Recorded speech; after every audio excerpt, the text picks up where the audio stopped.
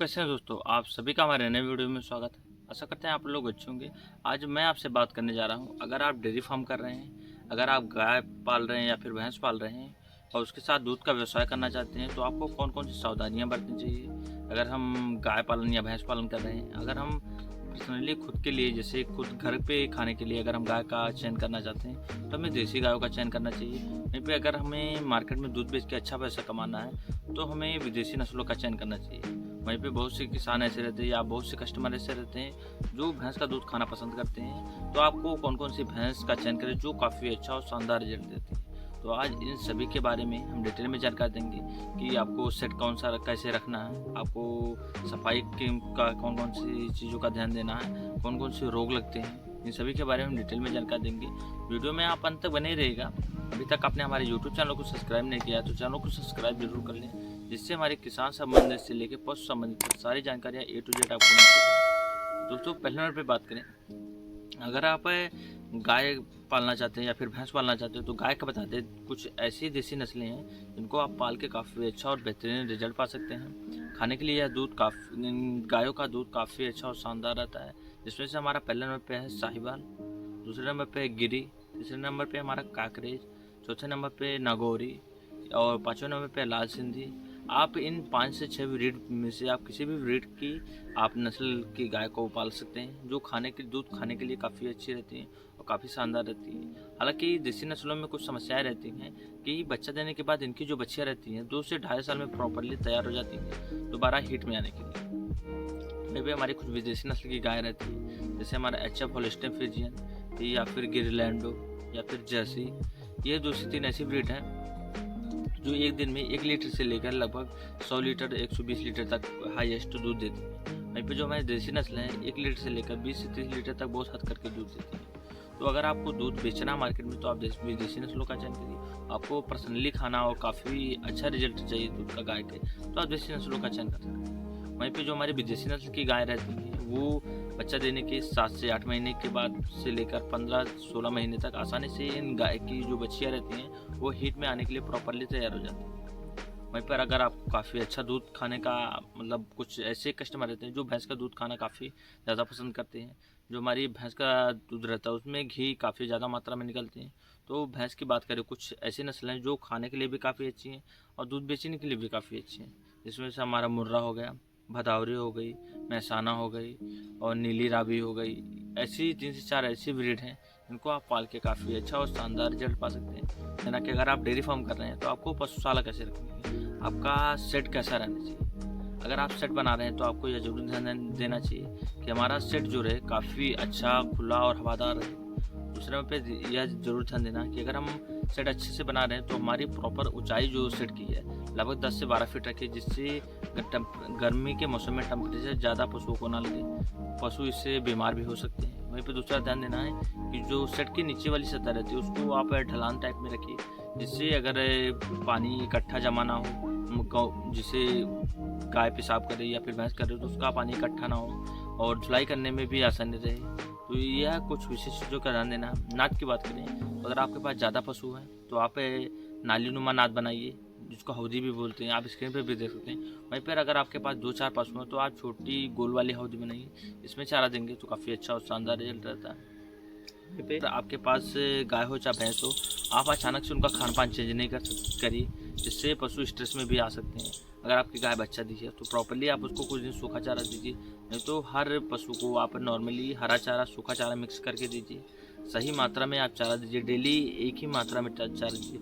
अगर एक दिन में हम 1 कुंटल या 50 किलो 60 किलो या 2 कुंटल अपन अपने गाय या भैंस को चारा दे रहे हैं तो आप उससे ज़्यादा ना करिए और उससे कम भी ना करिए, इससे पशु उलझन में आ जाता है। इसीलिए आप सही मात्रा में अगर पशु को हरा चारा सूखा चारा दे रहे हैं तो काफ़ी अच्छा और शानदार रिजल्ट आता है। फिर साथ में पका खुरपका या फिर लंपी डिजीज़, इस टाइम लंपी डिजीज़ का काफ़ी ज़्यादा प्रकोप है, तो यह भी ध्यान देना है कि लंपी डिजीज़ के रोग ना आए।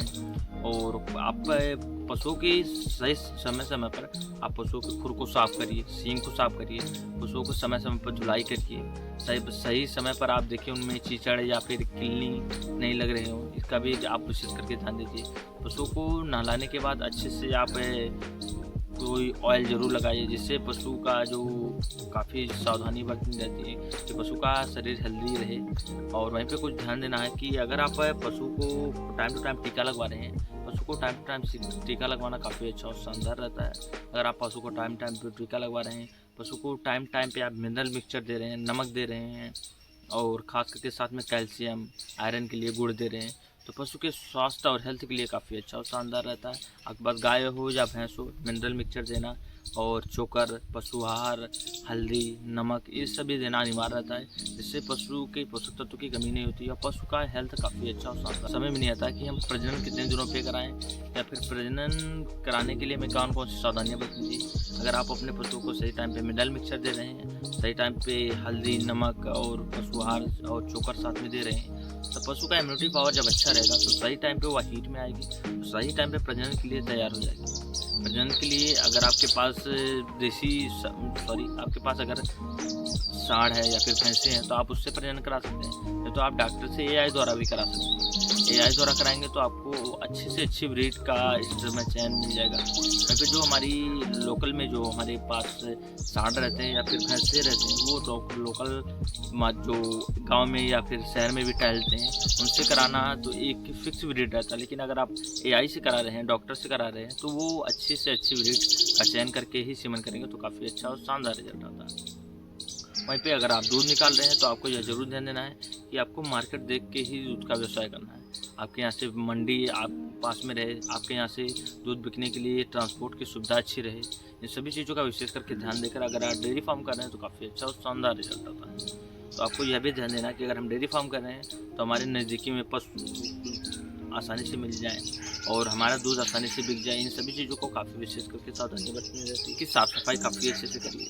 पशुओं को उतना ही मात्रा में चारा दीजिए जितना वो खाएंगे। उसके बाद जो वेस्ट अगर बच भी रहा है तो आप उसको बार बार पशु को ना खिला के उसको साफ़ करके अच्छे से पशु को ताज़ा और हरा चारा देने के, हरा सूखा चारा अच्छा और ताज़ा देने का की कोशिश करें। पशु को हमेशा ताज़ा पानी और साफ़ पानी पिलाएं। बहुत से किसान ऐसे रहते हैं जो गांव में चराने ले जाते हैं तो कहीं पर भी पानी रहता है पशुओं को पिला देते हैं, जिससे पशु बीमार होने के चांसेस काफ़ी ज़्यादा रहते हैं। तो आप पशुओं को ताज़ा पानी पिलाइए, मोटर से आप जो भी चला के आप ताज़ा पानी पिलाएंगे तो काफ़ी अच्छा रहता है। खास करके आपने देखे होंगे हर किसान के पास अलग अलग सुविधाएँ रहती हैं। कोई किसान स्टोर करके पानी रखा रहता है, कोई किसान तुरंत डायरेक्ट मोटर से पिलाता है, कोई किसान तुरंत से नलकूप से पिलाता है। तो आपको यह जरूर ध्यान देना कि हमें पशुओं को हमेशा साफ और ताज़ा पानी पिलाने का कोशिश करें तो काफ़ी अच्छा पशुओं के हेल्थ हैं। तो आपको यह जरूर ध्यान देना कि आपके पास स्टोर चीज़ें रहनी चाहिए। जैसे आपके पास 1 एकड़ में जैसे आप 10 पशु या 15 पशु रख दें तो उसी हिसाब से आपके पास 10 बिस्वा 15 बिस्वा आपके पास हरा चारा रहना चाहिए। उसी हिसाब से आपके पास 10 ट्रॉली 15 ट्रॉली सूखा चारा भूसा जिसको बोलते हैं या फिर धान का पुआल, वो भी आपको अच्छे से स्टोर करके रखना है। अगर आपके पास ज़्यादा मात्रा में पशु हैं तो आप जो दूध बिक्री कर रहे हैं उससे कुछ % आप सेविंग ज़रूर करें, क्योंकि एक समय ऐसा जाता है कि कभी कभी पूरे सभी पशु ड्राई में आ जाते हैं। कभी कभी ऐसा रहता है कि कुछ पशु ड्राई में है, कुछ पशु बीमार पड़ चुके हैं, अगर दूध दे रहे हैं तभी समस्या आती है। तो आप सेविंग करके ज़रूर रखिए, जिससे हम चोकर, कैल्शियम, मिनरल्स और कुछ अन्य जो भी पोषक तत्व रहते हैं या फिर अन्य जो भी खर्चे रहते हैं, डॉक्टर का खर्च, इन सभी को हम आसानी से दे सकें। इसीलिए अगर आप डेयरी फार्म कर रहे हैं तो आपको सेविंग्स करना 100% अनिवार्य है। अगर आप सेविंग्स नहीं कर रहे हैं तो आप डेयरी फार्म में फ्लॉप हो जाएंगे 100%। मैं खुद 6 से 7 साल से डेयरी फार्म कर रहा हूँ। बहुत सारी समस्याएं आई हैं। अचानक से लंबी रोग आने की वजह से हमारे 2 ही पशु में लगभग 10 दिन के अंदर 7 से 8 हज़ार रुपये की खर्चा आया। अगर हमने सेविंग अच्छे से नहीं की होती, सही से देखभाल नहीं किया होता तो हमें काफ़ी ज़्यादा समस्याओं का सामना करना पड़ता। तो दोस्तों, आप अगर डेयरी फार्मिंग कर रहे हैं तो आप इन सभी विशेष चीज़ों का सावधानियाँ अगर आप दे रहे हैं तो काफ़ी अच्छा और शानदार रिजल्ट आएगा।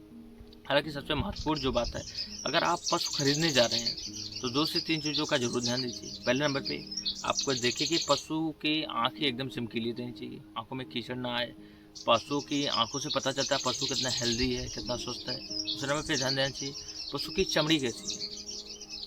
पशु की चमड़ी अगर पतली है तो दूध देने में काफ़ी अच्छा और शानदार रिजल्ट रहता है। तीसरे नंबर पे ध्यान देना कि पशु मजबूत सुडौल रहे।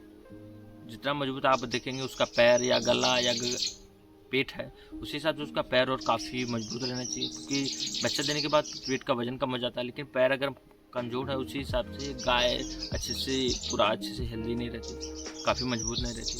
और सबसे महत्वपूर्ण, अगर आप गाय लेने जा रहे हैं तो आपको यह जरूर ध्यान देना कि आपको गाभिन गाय ना लेकर डिलीवरी हुई गाय लेनी चाहिए, जो मिल्क में रहे, 2 लीटर, 4 लीटर, 10 लीटर, 20 लीटर, जो भी दूध दे रहे हो। क्योंकि